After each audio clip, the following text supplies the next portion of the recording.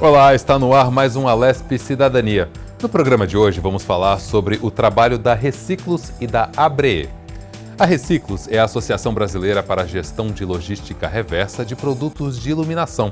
E para falar sobre essa associação, conversaremos com Camila Horizonte, gerente de operações e marketing da Reciclos. Seja muito bem-vinda. Muito obrigada.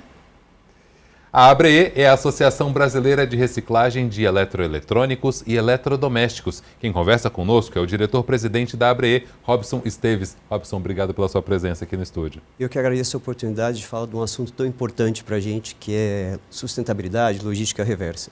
É um assunto que tem que estar sempre em pauta entre todos nós, né? Sem dúvida, sem dúvida. Camila, começando com você, como é que funciona a reciclagem das lâmpadas? Que tipo de lâmpada deve e tem que ser reciclada?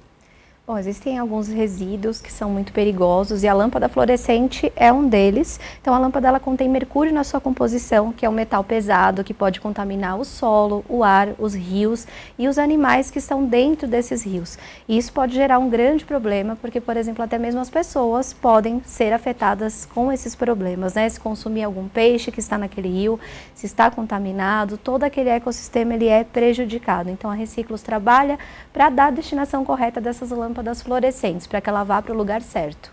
A lâmpada fluorescente ela ainda é produzida, ainda é utilizada no mercado em grande escala?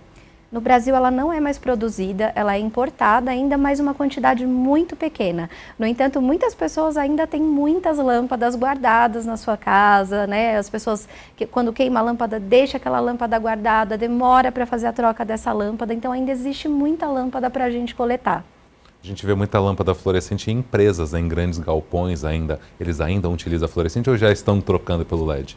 Existe já esse movimento de troca e é muito importante que as empresas tenham a responsabilidade ali de fazer essa troca de lâmpadas, uma troca correta em uma recicladora para que possa dar o destino correto, fazer a descontaminação dessa lâmpada, e as empresas têm essa responsabilidade compartilhada de acordo com a Política Nacional de Resíduos Sólidos, então eles fazem parte desse ciclo de vida. Muitas empresas, até mesmo para economizar, elas têm feito esse movimento de fazer essa troca por LED para que a conta também seja mais ali agradável para eles ali no dia a dia. E a mesma coisa a gente também fala para as pessoas físicas, né? É importante fazer esse movimento de troca para que tenha uma maior eficiência energética também. No seu caso, Robson, eletrodomésticos e eletroeletrônicos. É uma infinidade de produtos que devem ser reciclados. Como anda essa reciclagem? As pessoas estão mais conscientes com relação a isso? Acho que temos alguns grandes desafios, né? Primeiro, a gente sempre fala que os resíduos são de produtos que são ou tem pilha ou são ligados na tomada. Então, uma definição do que é eletroeletrônico e eletrodoméstico. Agora, o que a gente percebe hoje é que ainda falta uma certa conscientização. Por mais que a gente faça bastante, e até um pouco similar aqui com o que a Camila falou, as pessoas deixam em casa os seus resíduos, né? Os seus eletrodomésticos já usados, que às vezes já não estão funcionando, mas têm um valor sentimental, tem um apego, né? E acabam não descartando corretamente. Então a ABRE faz exatamente isso, proporciona toda uma estrutura, né, com pontos de recebimento para que as pessoas possam fazer esse descarte correto, adequado. Agora, os eletroeletrônicos, principalmente no Brasil, são muito caros. As pessoas não tentam consertar várias vezes para não precisar descartar e comprar um novo, ou não? Essa postura já está mudando no Brasil? Acho que tem um pouco sim. A gente observa, as pessoas vão tentar usar, né, o ciclo de vida do produto vai variar de acordo com tal equipamento e tudo mais, mas tem alguns equipamentos que já não funcionam, né? Por mais que ele esteja perfeito, você pode ligar na tomada ou na pilha, mas a tecnologia ele já não consegue absorver algumas tecnologias novas, né? Então não é a questão de consertar realmente, a questão é o que eu faço com esse resíduo, né? Mas sim, no fim as pessoas querem usar o máximo de tempo possível. No caso das pilhas que você citou, uma alternativa a essas pilhas seriam as pilhas recarregáveis? São pilhas recarregáveis, né? Mas até isso hoje é meio complexo, porque você tem que ter um carregador, um recarregador, né? Que já é um outro equipamento eletrônico, né? Então, lógico, a pilha está aí para que o equipamento dure mais tempo e tudo mais. Mas, no fim do dia, a tecnologia é que tem trazido o feito que a gente acaba descartando muito desses produtos. Camila, no caso dessas lâmpadas fluorescentes, elas têm conserto ou a partir do momento que ela queimou tem que jogar fora, tem que ser reciclada? Então, o ideal é realmente que se jogue fora, porque ela é um resíduo perigoso, então é muito complicado você tentar abrir essa lâmpada, é perigoso, você pode se contaminar. Muitas pessoas acreditam que é um mito, que se abrir a lâmpada ou se a lâmpada quebrar, que não vai acontecer nada, mas a longa exposição aos resíduos da lâmpada, ao pó fosfórico, ao mercúrio, realmente podem causar uma série de problemas, até mesmo neurológicos. Então é importante que se a lâmpada quebrar, imediatamente desligue o ventilador, desligue o ar-condicionado, deixe o local ventilado e coloque em uma embalagem específica que tenha na sua casa, de papelão mesmo, para que possa fazer o descarte. Não tente consertar essa lâmpada, hipótese alguma. Além do vidro e do mercúrio, tem aquela questão do pó, né? Aquele pó que também faz muito mal se inalado. Tem o próprio mercúrio mesmo, ele é volatilizado, então ele também pode ser inalado, então ele é bem perigoso. Tem o pó fosfórico e outros resíduos também, mas a grande questão é o mercúrio mesmo. O mercúrio ali no seu estado elementar, ali, seja no solo ou seja no ar, ele vai ser prejudicial das duas formas. Por que, na tua opinião, Camila, o Brasil ainda importa esse tipo de lâmpada? Ainda existem alguns produtos que precisam dessas lâmpadas, então equipamentos oftalmológicos, algumas lâmpadas de carro, de eletrodomésticos, por exemplo, ainda precisam desse tipo de lâmpada, até por conta das altas temperaturas e da forma como ela funciona. Mas as lâmpadas fluorescentes residenciais, já realmente esse movimento ele vem caindo muito, né? A gente teve uma queda brusca no número de importações e a gente teve a Convenção de Minamata, que é um grande movimento aí com mais de 100 países envolvidos para a gente eliminar essa questão do mercúrio ou para reduzir a quantidade de mercúrio de uma série de produtos. Então a tendência é que acabe. Realmente assim, as lâmpadas residenciais, pelo menos que elas estejam aí fora do mercado, daqui pelo menos uns 3, 4 anos, a gente acredita que não tenha mais. Então, o LED ele vem crescendo exponencialmente, essa é a tendência. Não só o LED, como depois do LED também vão surgir outras tecnologias, né, como as lâmpadas inteligentes, que já vêm aí dominando o mercado também. No caso dos computadores, Robson, você também vê esse movimento de produção de produtos mais fáceis de reciclar, utilizando equipamentos ou materiais que sejam menos agressivos ao meio ambiente? Sim, cada vez mais a indústria está buscando isso, né? Tem o seu tempo, porque você começa a pensar num novo produto com muito tempo de antecedência do lançamento no mercado, mas as grandes indústrias, né, já estão exatamente trabalhando nisso. Que tipo de componente vai estar naquele produto, como é que vai ser a reciclabilidade desse resíduo depois do pós-consumo, né? E no nosso caso, a gente trabalha com pós-consumo de uso doméstico. Então, é o que tem na sua casa, né, no seu dia a dia. As indústrias estão investindo muito nisso exatamente para que esse processo seja cada vez mais eficiente. Mas cada produto tem o seu ciclo de vida. Então, algo que está sendo lançado agora foi planejado 2, 3 anos anteriormente. Então, cada lançamento novo a gente vê realmente a reciclabilidade aumentando. Isso é um problema, né? Porque os produtos parecem que duram menos tempo e a quantidade de produtos jogados no meio ambiente é cada vez maior. As pessoas estão conscientes de que tem que reciclar esses produtos?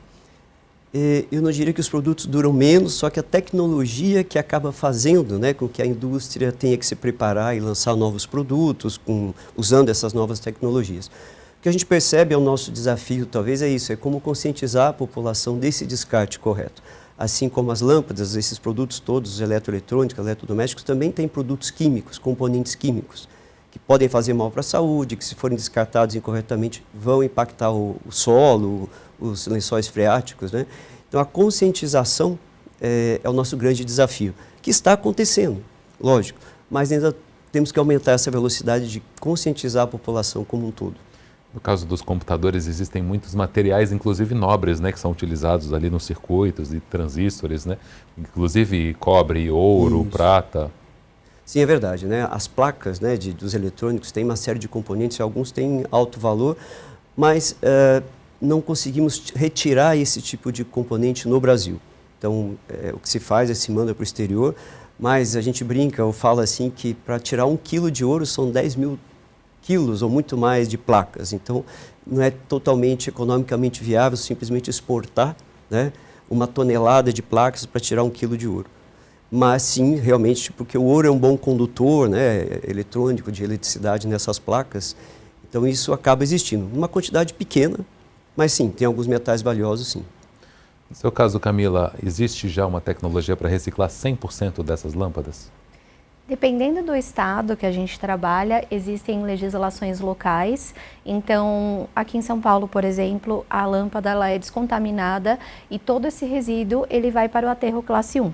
Né, o aterro de resíduo perigoso. Em outros estados, existe uma concentração mínima permitida, então essa lâmpada ela é descontaminada.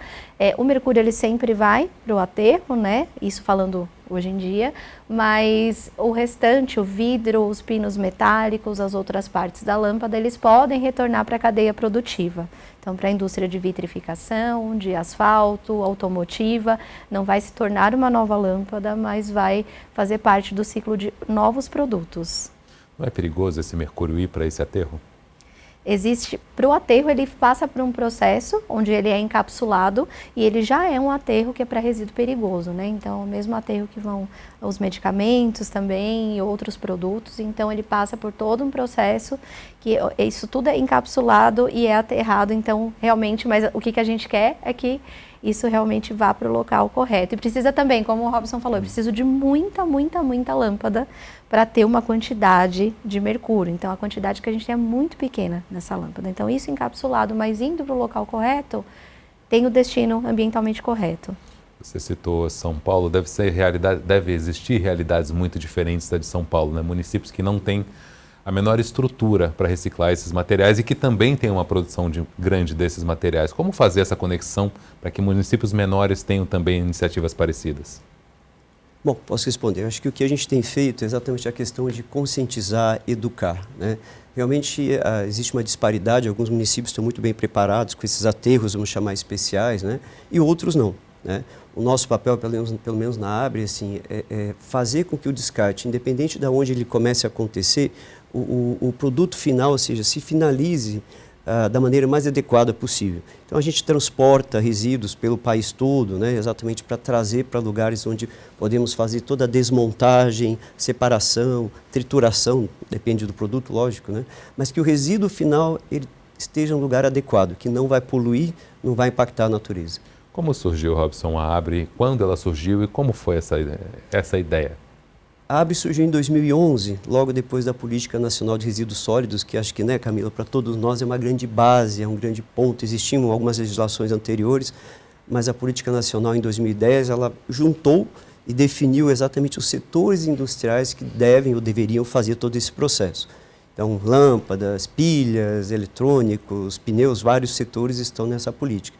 E cada setor, alguns já tinham as suas próprias entidades, mas outros começaram a partir daquele momento. Então, a ABRE de 2011 foi se organizando, né, para que quando viesse o nosso decreto específico, setorial, que veio alguns anos depois, a gente estivesse bem preparados, né, com um grande número de sócios. Hoje nós somos mais de 50 empresas, que congregam 170 marcas, porque uma mesma empresa tem mais de uma marca, né? Então, o mercado foi crescendo. E com esse decreto da nossa indústria, o processo foi se estruturando melhor, porque é uma cadeia, né? Começa desde o descarte num ponto de recebimento, ponto de entrega voluntário, depois vai um transporte, consolidação. Então, tudo isso é uma cadeia de supply chain, cadeia de suprimentos, que tem que estar preparada. No caso da Reciclos, ela também vem dessa época, depois da Política Nacional de Resíduos Sólidos? Também veio depois, mas ela demorou um pouquinho mais para se estruturar, por conta da importação já de lâmpadas também, já acontecia esse movimento de não ter mais a fabricação aqui, então por conta até disso demorou um pouquinho para se estruturar. E em 2015 foi assinado, começamos a operar em 2017. Então, além do acordo setorial de lâmpadas que a gente trabalha, a gente também tem uma resolução e essa resolução garante que toda a importação de lâmpadas ela está aderente a Reciclos. Então, nada do que entra de lâmpada fluorescente com vapor de sódio, vapor de mercúrio ou luz mista, que são as lâmpadas que contêm mercúrio na sua composição, elas têm obrigatoriamente ali a participação junto da Reciclos. Então, em 2017 que a gente tem esse marco, porque 2016 a gente veio aí com essa obrigatoriedade, a anuência prévia de importação para Reciclos, o que com certeza nos ajudou muito, porque a gente garante que todo o resíduo ali de todas as marcas estejam conosco, para que a gente possa dar o destino certo da parte que é residencial. As empresas estão devidamente empenhadas em fazer também um papel delas, porque elas produzem e colocam no mercado. Elas também têm esse trabalho reverso de também se preocupar com a reciclagem, esse contato com a Reciclos. Como é que funciona o contato de vocês com as empresas, com a indústria? Com os associados, nós temos um trabalho frequente com eles, então de reporte, de tudo que a associação faz. E eles também têm as suas próprias iniciativas junto da sociedade, né, com os seus próprios produtos também, com suas tecnologias, com a migração do trabalho, do que eles vão trazer que seja mais sustentável, que seja melhor, iniciativas locais. Então, os associados têm todo esse trabalho, mas os nossos parceiros também são muito importantes, que é o lugar onde tem o nosso ponto de recebimento, né, o nosso móvel coletor. Então, eles estão ali no dia a dia mesmo, recebendo as pessoas, orientando para que elas façam o descarte correto, mostrando onde fica o coletor. Então, esses parceiros, eles têm muitas missões, né? São supermercados, lojas de material para construção. Então, eles têm ali as suas metas, o seu compromisso com a comunidade, com o meio ambiente. Então, eles têm muitas iniciativas e a Reciclos é uma parte delas. Que é uma política boa, inclusive, para a empresa, para a imagem da empresa também, né? Participar de um processo sólido de reciclagem. Com certeza, e eles trabalham não somente com lâmpadas, também com pilhas, também com eletroeletrônicos. Então, hoje o varejo ele é fundamental, o varejo, para que a logística reversa aí seja consolidada na maior parte dos resíduos. Então, a gente precisa do apoio do varejo, porque são eles que são o elo, né, que a entidade gestora tem com a comunidade. Então, eles são muito importantes. Verdade. No caso da Abre, a quantidade de empresas nesse setor é muito maior, né? São eletrodomésticos, eletroeletrônicos, são inúmeras marcas produzindo e importando produtos que chegam ao Brasil e que um dia vão ter essa vida útil encerrada. Como funciona? É verdade, é um número grande de empresas, mas a gente tem um desafio aqui do próprio mercado, porque estima-se que temos 4.000 empresas que produzem ou importam esse tipo de produto no Brasil. Mas se a gente olhar quem está fazendo logística reversa, reciclagem, são no máximo 200 empresas. Né? Isso formalmente, né, a gente observando e tudo mais. Então, mais ou menos 5%. Então, tem uma gama muito grande de empresas que estão trazendo produtos, colocando no mercado, mas que não tem essa responsabilidade que você até comentou. Né? A gente vê os nossos associados muito envolvidos, tem programas próprios também de reciclagem, logística reversa com seus clientes diretos, mas ainda falta para a gente ter mais empresas no sistema, para que haja uma isonomia. Hoje, quem está no sistema tem um custo, porque tudo isso tem um custo, né?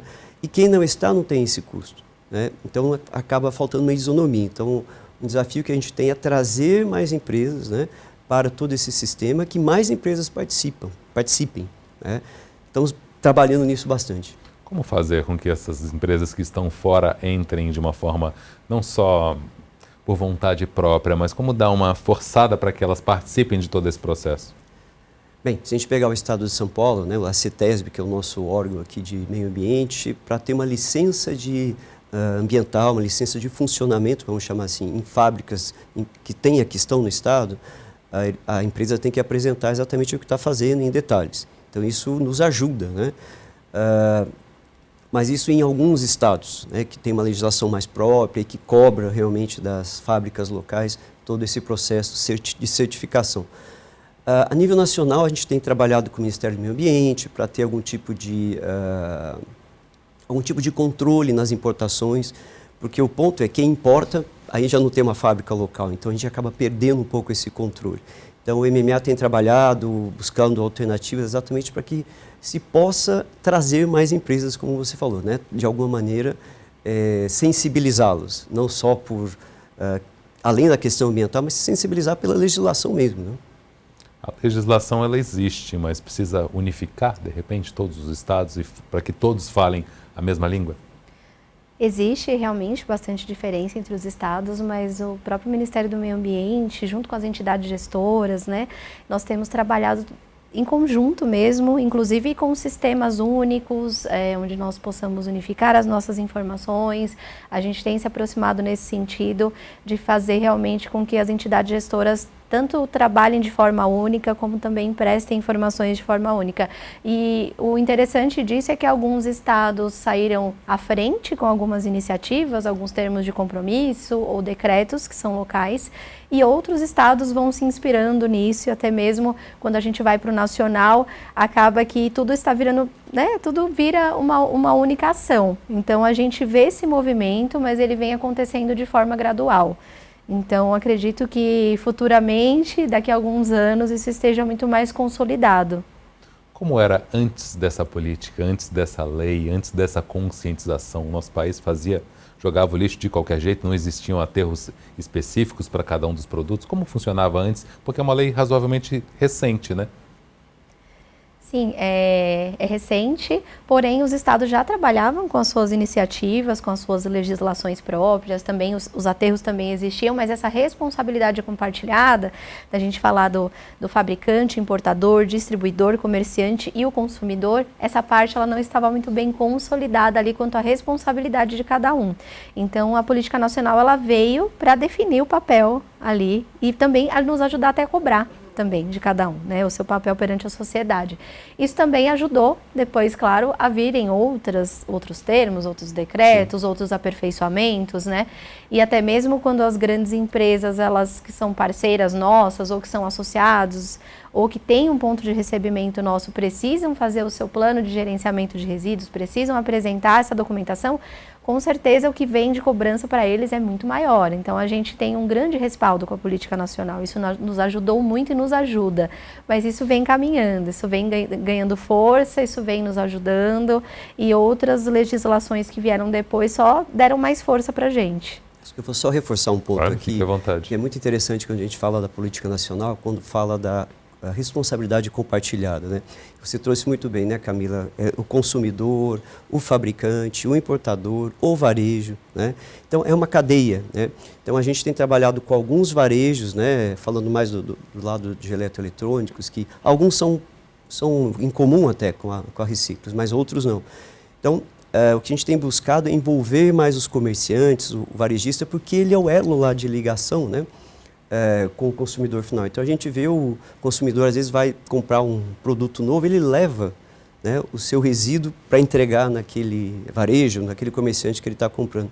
Então a gente tem que melhorar cada vez mais essa cadeia, né, para que primeiro o consumidor que queira descartar, ele tenha, né, aonde, tenha toda uma estrutura e ele tenha aonde levar, né, e o varejo realmente é o nosso canal, né. E aí lógico, aí o fabricante, o importador fazendo o seu papel também. Quais são as iniciativas, na opinião de vocês, usadas lá fora, em países que são um exemplo de reciclagem como Japão, Coreia do Sul, Estados Unidos?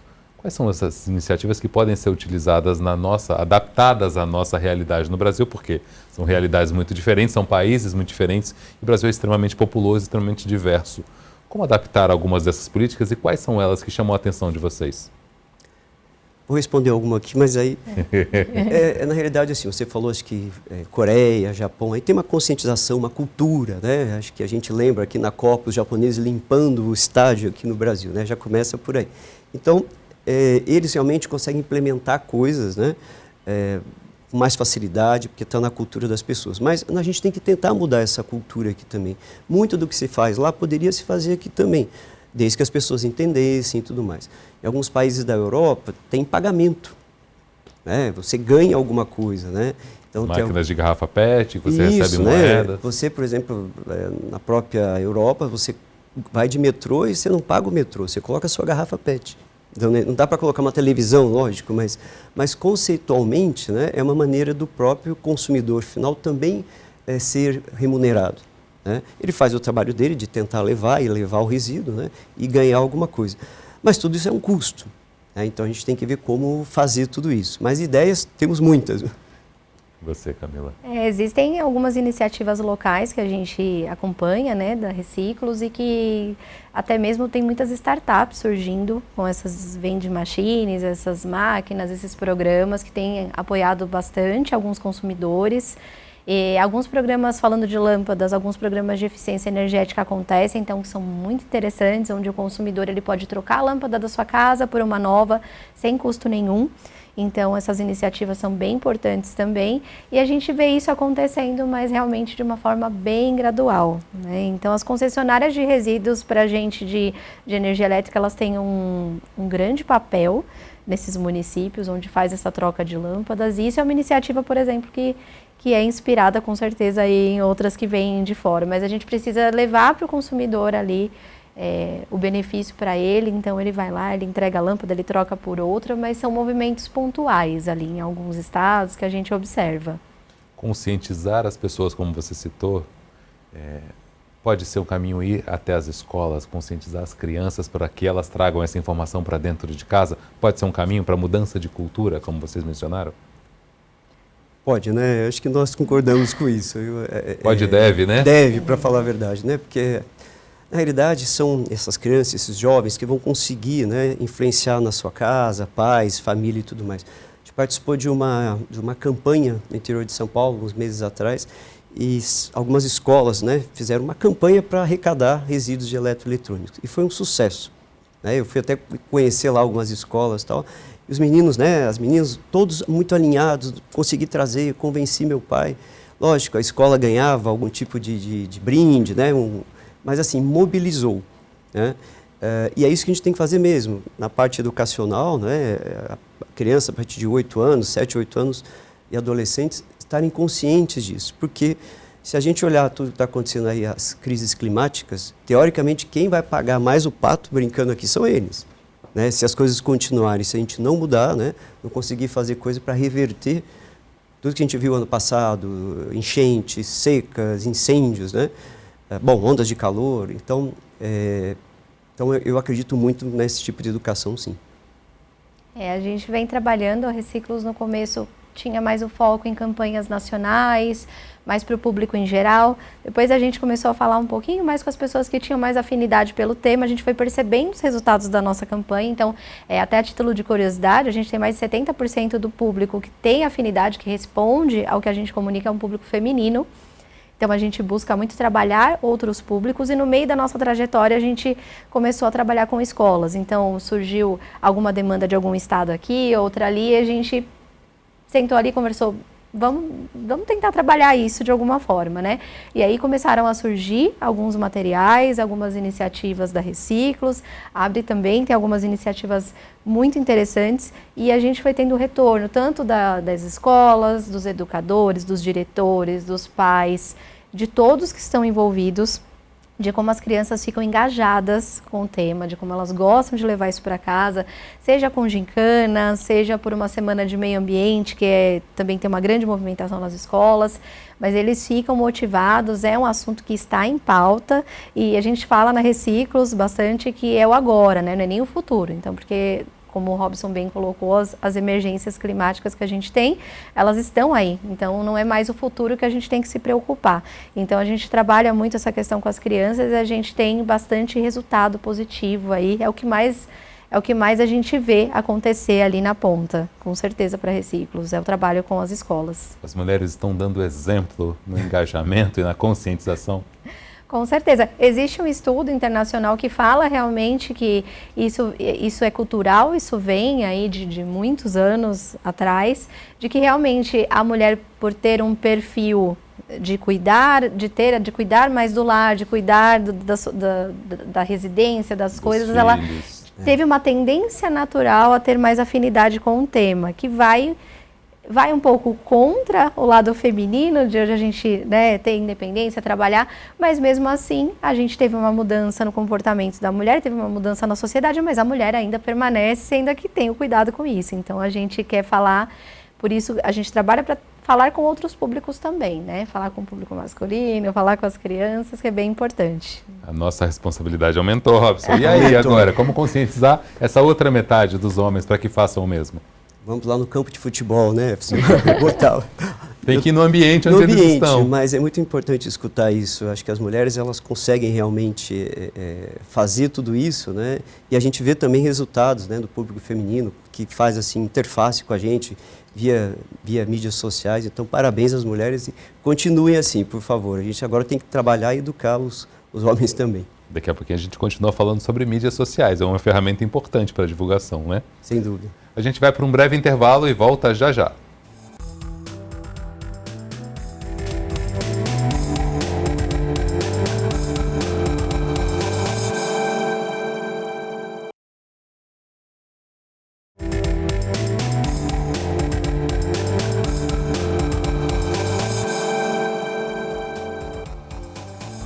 Estamos de volta com o Alesp Cidadania, hoje com o tema reciclagem. E conversando conosco aqui no estúdio, a Camila Horizonte, gerente de operações e marketing da Reciclos, e o Robson Esteves, que é diretor-presidente da Abre.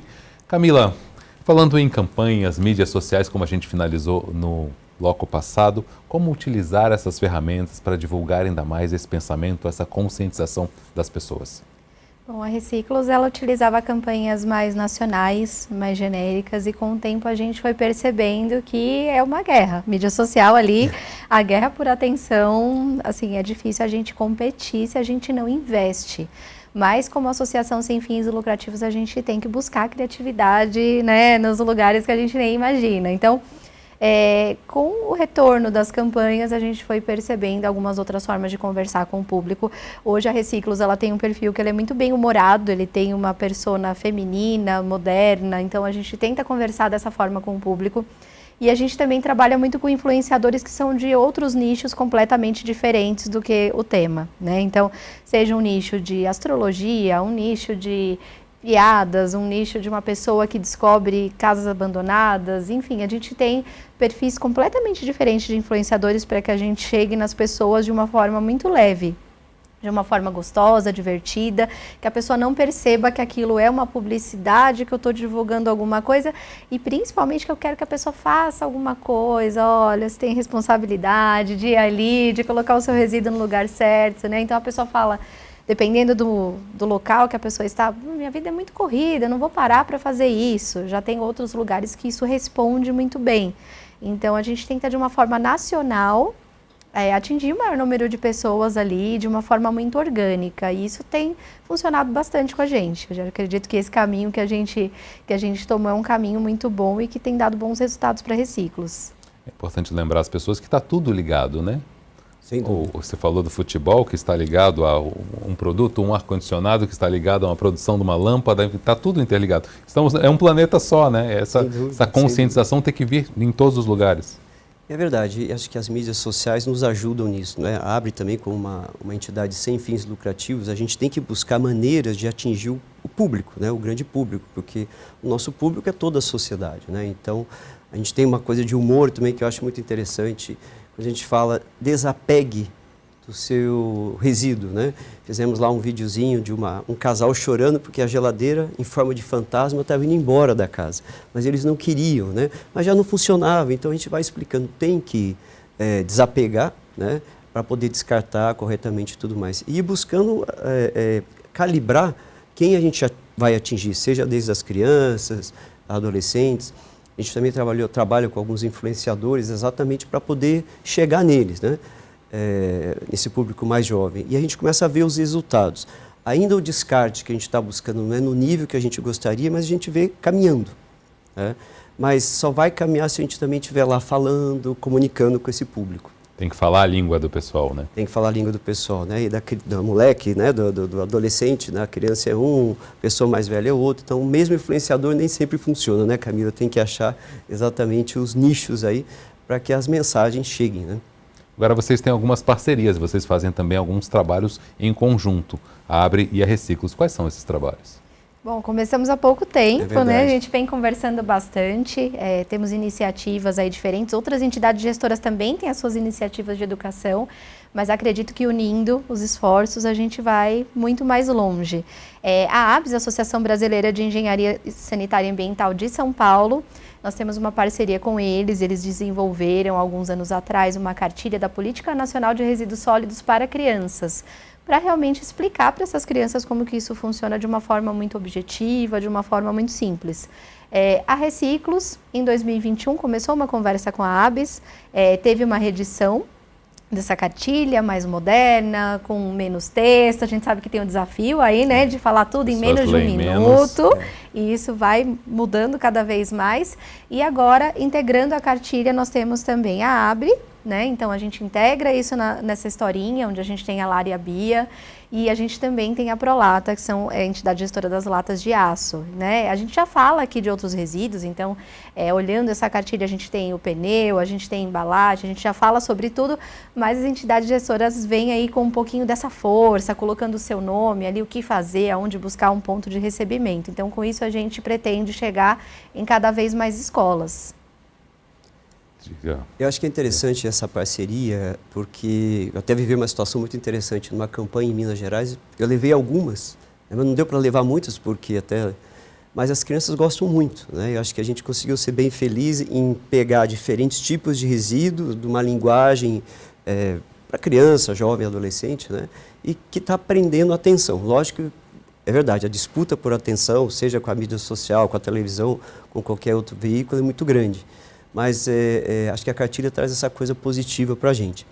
Além disso, a Abre tem na nossa plataforma, no nosso site, o Abre para a Educação, que tem uma série de iniciativas, né? Além dos próprios vídeos, de influenciadores, mas que a gente quer trabalhar com escolas, né? Lógico que a gente não consegue chegar em todas as escolas do Brasil, até porque é tudo muito grande, o país muito grande, mas assim, o material está disponível no nosso site, abre.org.br, é para vocês, né? Então, acessar, e assim, a gente está colocando cada vez mais coisas exatamente para trazer essa educação não formal, né? Para professores, diretores e próprios alunos. Então, estamos caminhando com isso também. Você falou das crianças, jovens e adolescentes, naturalmente vem a questão do celular. Todo mundo quer mudar o tempo todo de celular, não fica nem um ano, já sai um modelo novo, quer renovar. E aí, a reciclagem desses aparelhos tem acontecido, tem sido eficiente? Tem acontecido, mas ainda tem muito aquilo, né? As pessoas querem ter um celular em casa, um segundo, um terceiro na gaveta, né? Numa campanha que eu tive em Minas Gerais recentemente, chegou uma pessoa lá com 5 celulares. Está há 5 anos na minha gaveta, quero entregar aqui de uma vez, né? Porque não uso mais, fiquei guardando. Aí eu brinquei, desapegou, né? Desapeguei, realmente. Exatamente, né? Então a gente vê o celular, ainda as pessoas preferem ter um substituto, aconteceu alguma coisa, quebrou, mas também está caminhando, porque, novamente, alguns celulares mais antigos já não têm a tecnologia que está disponível agora. Então você vai ter um aparelho, atualizar, né? Exato, um aparelho que não vai ser atualizado, não vai ter o software, não vai ter os aplicativos, então não adianta ter em casa, né? Como é que funciona essa conversa entre a Reciclos, a Abre e os governos, né, municipais, o governo estadual, para que eles também suportem, né, e apoiem as iniciativas de vocês, para que isso chegue a mais pessoas em todo o estado? O estado de São Paulo é enorme, né? São 645 municípios, deve ser difícil chegar em todas as pontas do estado, né? Com certeza, a Reciclos hoje ela tem aí mais de 900 pontos, quando a gente fala de São Paulo, em diversos municípios, mas estamos em todos os estados do Brasil, em todas as capitais, e a gente articula tanto com o governo, quanto com prefeituras, tem concessionárias de resíduos também que se unem, porque são diversos municípios, às vezes menores, então eles têm as suas iniciativas. Então, com cada um, a gente vai trabalhando de uma forma diferente. Então, esse é um grande desafio da entidade gestora, a gente entender ali qual é a particularidade, qual é a legislação, quais são os programas que estão em andamento, e a gente tem retornos muito positivos. Então, a gente tem tanto a procura, como também a busca por esses municípios para a gente trabalhar. Então, existem eventos que esses municípios também organizam, outras iniciativas com as escolas, e a gente vai tentando adaptar aquilo que a entidade gestora tem e que vai se encaixar da melhor forma ali com aquele município para atender a população. Acho que é bem por esse caminho, né? A gente também procura se adaptar, trabalhar com os municípios, nós temos parcerias com vários municípios. O próprio estado de São Paulo, nós temos em torno de 1.200 pontos de recebimento só no estado, né? Fora os outros estados do país, mas o que nós temos que fazer é disponibilizar, né, a estrutura para que as pessoas descartem, né? E o ponto de entrega, a gente chama de PEV, ponto de entrega voluntário, né? Exatamente para isso. Então, no nosso site, abre.org.br, se você digitar o seu CEP e informar que produto você quer descartar, nós vamos te informar o local mais próximo. Então, para ficar mais simples, onde eu descarto? Com o CEP a gente consegue indicar isso, né? Facilita muito a vida, Facilita né? muito, porque senão você vai ficar procurando onde está, né? Então é só o CEP e o produto a gente indica num raio de tantos quilômetros, aí, para ficar mais fácil. E no caso dos produtos de vocês, precisa ser um ponto como esse, né? Aquele caminhão da coleta diferenciada, coleta de resíduos sólidos, que coleta plástico, vidro, essas coisas, esse caminhão não pega esses materiais. Então é importante lembrar que tem que levar esse material até o ponto específico, né? No seu caso também. É a mesma coisa também, não é esse caminhão que vai levar, então, e justamente por nós estarmos em supermercados, loja de material para construção, é muito fácil a pessoa fazer isso. Então, vai aproveitar uma compra e, de repente, vai no mercado que tem um coletor da Reciclos, pergunta para um colaborador quando chegar onde que ele fica, isso é muito importante também. Às vezes a pessoa olha ali, não achou e vai embora. Depois procura a gente. Não, perguntou, tem que perguntar, às vezes o mercado é muito grande, então onde que está? Então no nosso site também, www.reciclos.org.br, tem um botãozinho onde descartar, e aí é o mesmo processo da Abre também, vai digitar o CEP, o endereço ou o bairro, também vai aparecer ali em um raio para que possa fazer o descarte. Então é muito simples, com certeza em um desses lugares alguém vai passar no ano, né? Ali vai ter que ir no mercado, vai ter que ir em algum lugar, então é muito tranquilo da pessoa lembrar, colocar um lembretinho ali na geladeira para não esquecer, para fazer o descarte correto. E se não encontrar, é só perguntar no local, porque com certeza alguém vai informar. Tem que perguntar, com certeza. Camila, quais são os principais desafios da Reciclos? Com certeza, o desafio maior da Reciclos é coletar cada vez mais lâmpadas, né? Então, a gente tem aí, claro, existem metas, né, como uma entidade gestora, mas nós queremos essas lâmpadas. Hoje a gente não tem quase lâmpada sendo importada de mercúrio. A gente tem aí a lâmpada LED, que tem uma maior eficiência energética, então a gente incentiva as pessoas a trocarem essa lâmpada, ou então a desapegarem, né, como o Robson bem colocou, então abrir aquela oficina, né, abrir aquele lugar, aquela gaveta, pegar aquela lâmpada, saber que vai ficar ali, vai fazer mal, alguma hora vai parar no lugar errado, então levar essa lâmpada até o local correto. E aí a Reciclos vem trabalhando iniciativas não somente com os PEVs, né, até por conta da finitude da lâmpada fluorescente, vem trabalhando também com outros tipos de campanha. Então, fazemos algumas ações locais, então, porventura, às vezes alguma prefeitura faz um drive-thru de resíduos, que geralmente coloca não só lâmpada, coloca outros também. A Reciclos participa, então a população pode levar o seu resíduo. E também temos agora um edital de chamamento privado que nós abrimos, que é para municípios com menos de 25 mil habitantes, então eles podem acessar o site da Reciclos, conferir o edital desse chamamento, manifestar o interesse, e aí ele vai ter um tempo ali para se organizar com as lâmpadas que tem naquele município, ou até mesmo realizar alguma campanha local para incrementar esse número, e aí em única oportunidade a Reciclos realiza essa coleta. Então, são formas que a Reciclos vem trabalhando para realmente eliminar essas lâmpadas de mercúrio que tem no Brasil. E para alcançar locais que onde vocês não chegariam se não tivessem iniciativas como essas. Né? Com certeza. Então, até por ser também hoje, até as campanhas elas não têm um resultado imediato, porque naquele momento eu não vou muitas vezes ter a lâmpada. Então, só que a gente sabe que tem muita lâmpada aí no mercado e não tem mais chegando. Então, a gente precisa tomar algumas iniciativas para que a gente consiga coletar o maior número de lâmpadas possível. A gente sabe que ainda tem muito. Então, a gente trabalha com essas iniciativas aí pontuais também, mas a gente acredita que essa iniciativa do edital ela vai depois prorrogar também, a gente vai ter outras também ao longo do ano. Temos que eliminar essas lâmpadas, né, de uma vez por todas. Temos que eliminar essas lâmpadas, com certeza. Mas só reforçar esse ponto interessante, as campanhas, né, no geral, são bastante importantes para a gente, mas nem sempre na campanha se arrecada grandes volumes. Mas só a conscientização, porque normalmente tem um trabalho não só de mídia social, as prefeituras anunciam, né, fazem comunicação na cidade e tal. Então as pessoas, poxa, talvez hoje eu não vou passar lá, mas eu sei onde eu posso descartar depois, né? Então a educação, ou seja, o processo de conscientização, além da parte educacional, são as campanhas. Para que as pessoas, mesmo se naquele dia ela não vai entregar nenhum resíduo, mas ela soube que existe uma campanha, sabe onde ela pode entregar, né?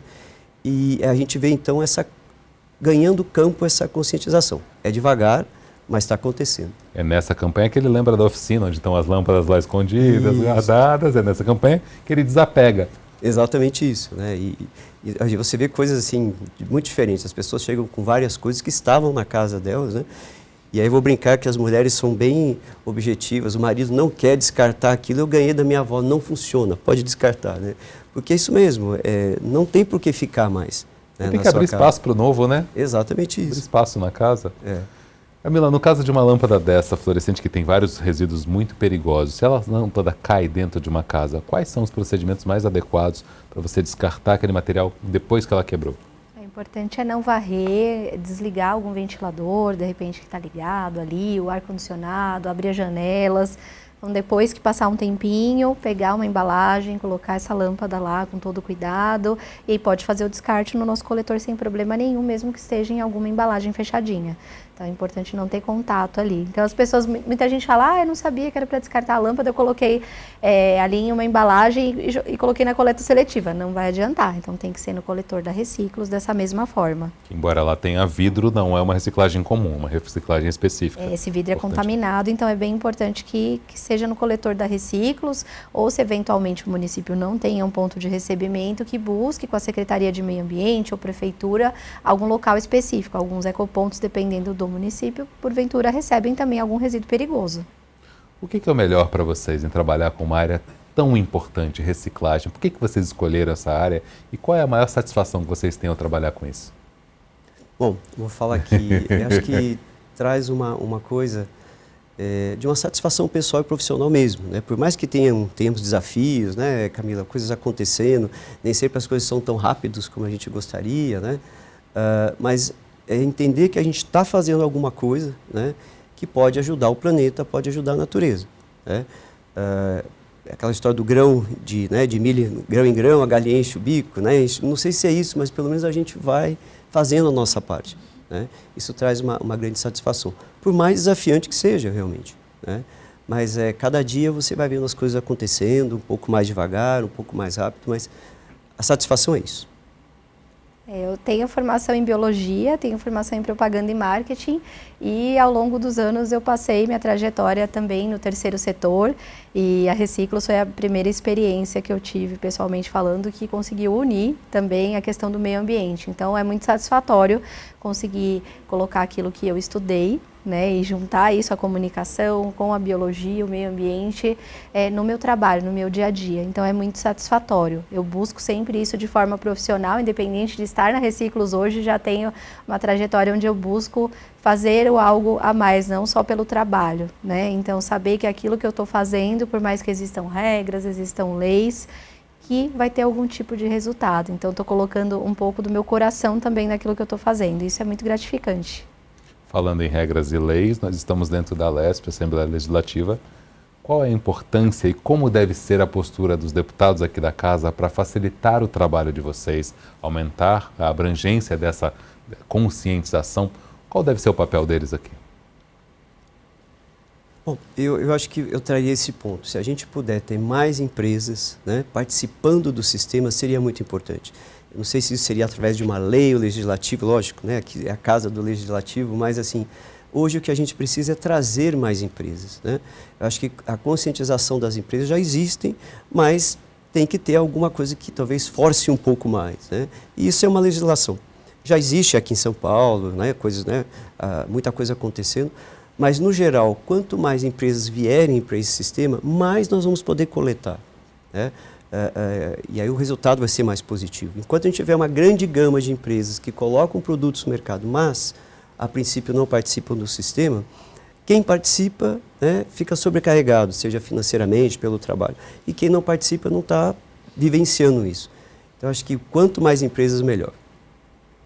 Trazendo um pouquinho para São Paulo, realmente a gente tem algumas portarias, né, que vêm sendo trabalhadas na questão de ecoponto, de resíduo perigoso, como é que isso pode se conectar, as responsabilidades. A Reciclos tem algumas parcerias nesse sentido, até mesmo na distribuição de materiais, mas acredito que os vereadores eles podem ter um canal de comunicação direta também, até mesmo com essas portarias e até mesmo com o programa, né? Então, tem essas iniciativas, tem essas discussões, então trazer essa aproximação na comunicação, acredito que com as entidades gestoras vai nos ajudar, tanto na educação como para trazer mais empresas Sim. também, então acredito que o que o Robson colocou aqui é muito bem colocado, porque tem que, se eu tenho ali a obrigatoriedade, se eu tenho portarias, mas eu não tenho as empresas apoiando, existem só algumas forças, né? E eu preciso da união de todos para que a gente faça esse sistema funcionar.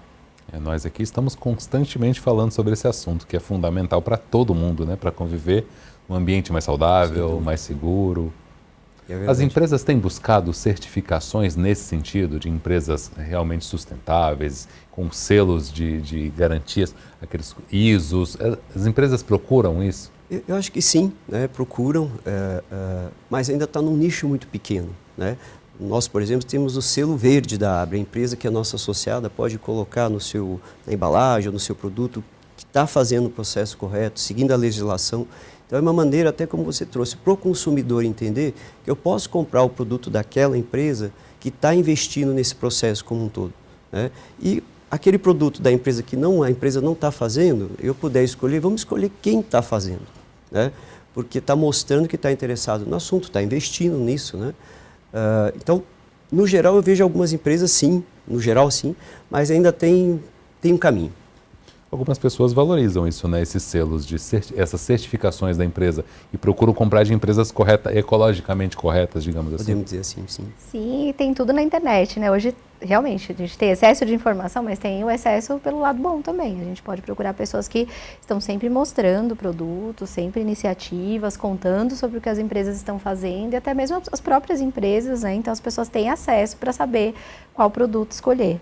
Então, com certeza, ali é só as pessoas buscarem mais, né? Pesquisarem mais sobre isso. Informação tem um monte, né? A internet está aí para isso, né? Facilita. Eu sempre reforço, né, que as pessoas podem sim descartar nos nossos pontos. Nós temos um processo, né? O resíduo sai dos pontos, vai para uma consolidação, aí vão para as empresas que vão fazer a remanufatura reversa. Em vez de montar o produto, vai desmontar, vai separar, né?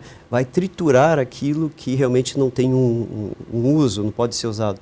Mas parte desses resíduos finais, depois de triturados, podem voltar para a economia circular, assim como componentes das lâmpadas.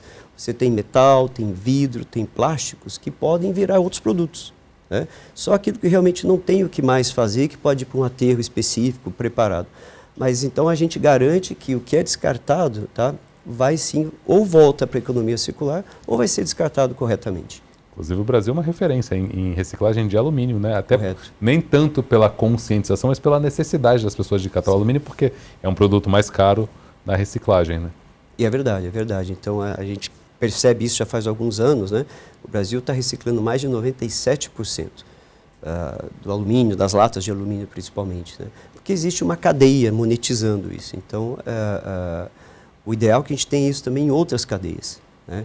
Que vá acontecendo para que as pessoas se conscientizem também. Seria o caminho, de repente, fazer uma proposta parecida com o alumínio em outros produtos, para que a gente tenha essa eficiência em todos os produtos que podem ser reciclados? Quando é viável, sim, né? Mas o problema é como a gente vê a viabilidade de tudo isso, né? Mas o conceito é esse, né? Quais foram, na opinião de vocês, os principais acertos do Brasil depois dessa legislação mais robusta com relação aos resíduos sólidos? Com certeza o papel de cada um, né, e isso trouxe força para as legislações locais, né, para as pessoas realmente trabalharem ali as suas comunidades. Claro, a gente tem muita diferença, dependendo do município, tem as suas agendas, as suas prioridades, mas quando a gente traz isso, traz a política nacional, quando a gente leva o conhecimento da entidade gestora, a gente tem diversos tipos de apoios, né, de diferentes formas, não só da prefeitura, do governo, como também de associações comerciais, de associações de supermercados, de associações de varejo, de escolas. Então, diversos públicos nos procuram para que aquela comunidade tenha ali o conhecimento de que a entidade gestora ela existe, ela está ali para ajudar. Eu acho que eu reforçaria isso. Realmente, as entidades gestoras têm um papel fundamental nisso tudo, porque qualquer empresa que vai fazer sozinha todo esse processo, o custo é altíssimo. Por ser uma associação, ela participa, rateia custos menores para todos, né? E usa toda a infraestrutura, seja de pontos de entrega, seja de todo esse processo fabril que eu comentei aqui. Então, eu acho que o acerto são realmente, os acertos são as entidades gestoras poderem fazer o trabalho delas, né? E poder realmente ter essa interface, seja com a sociedade direto, com as entidades legislativas, né? E procurar o melhor. Acho que muito do que acontece em São Paulo acaba sendo replicado em outros estados. São Paulo é uma referência pelo tamanho, pela quantidade, né, de habitantes. Eu acho que tudo que é feito aqui acaba, de uma maneira ou de outra, chegando a outros estados.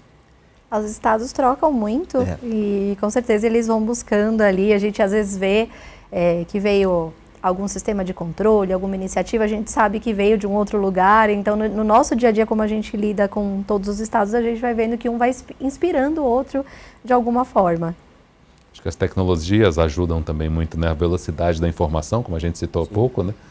Todas essas informações que rodam o mundo inteiro, iniciativas que são usadas lá fora que podem ser usadas aqui também. Sem dúvida, sem dúvida. Eu reforço isso. Acho que os estados têm um papel muito importante, porque uma legislação federal é para dar o guia principal, talvez. É uma referência. Uma referência. E é importante realmente que tenha uma referência, que os estados sigam essa referência, mas que vão talvez trazendo algumas coisas específicas, né, que nos ajudem no processo como um todo.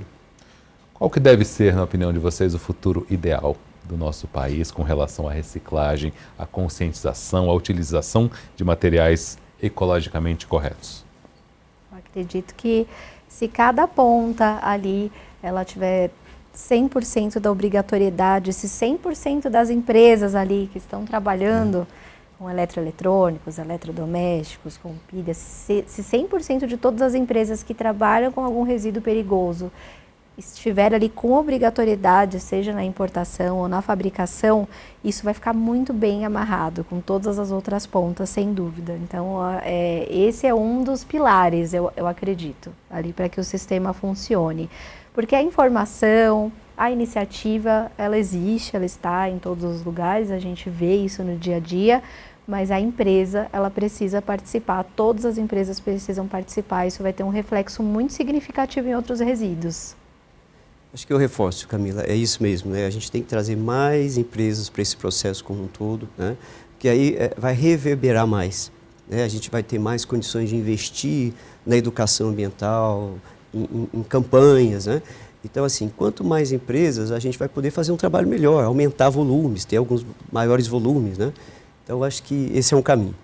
Existe um produto mais difícil de ser reciclado na sua área, Robson? Eu diria que a linha branca, né? Eu não diria por ser difícil, mas a complexidade, né? Você botar num caminhão uma carcaça de uma geladeira. São produtos maiores, mais difíceis, mais pesados. Mas mesmo, por exemplo, no caso, na parte técnica, essas carcaças, vamos dizer assim, ou a geladeira já em pós-consumo, ela tem que ser triturada, né?